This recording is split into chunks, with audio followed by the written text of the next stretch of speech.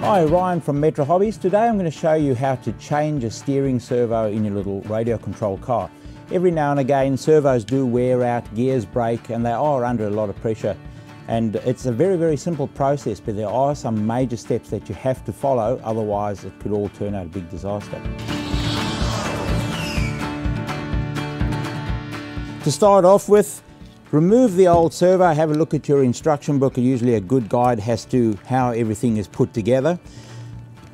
Get the screws out, put them in a safe place because they're always going to get knocked and bumped around if you just leave them lying loose. So put them in a dish, a bowl or something with a magnet in it to keep them all in the same place so that you can find them when you need them later on. Now remove the damaged servo, but now do remember there are parts on the old servo that are going to be used with the new servo. So remember, you've got to take the mountings off and of course the steering arm, whichever sort are on there.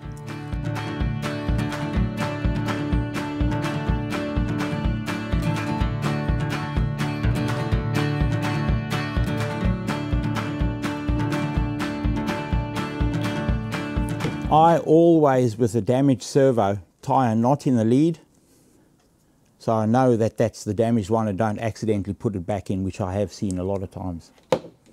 Stick it aside. You could still use parts of it, casings and such alike, so don't throw it away at this stage. And get your nice shiny brand new servo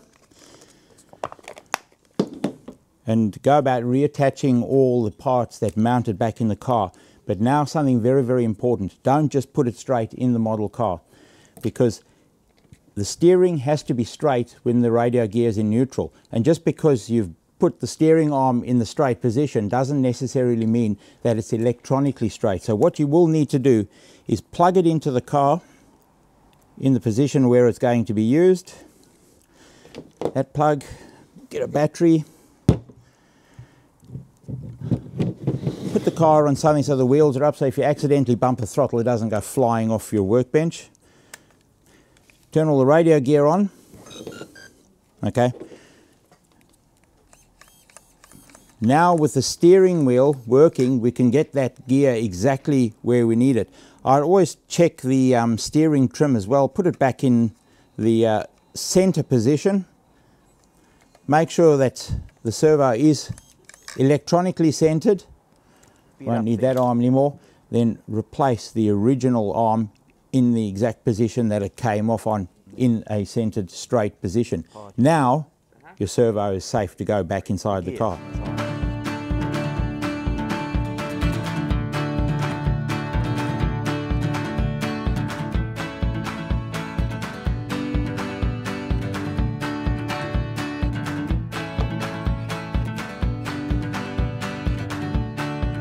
With your new servo in place and everything all centered, you're now ready to take the car out and go and get it dirty. Have lots of fun.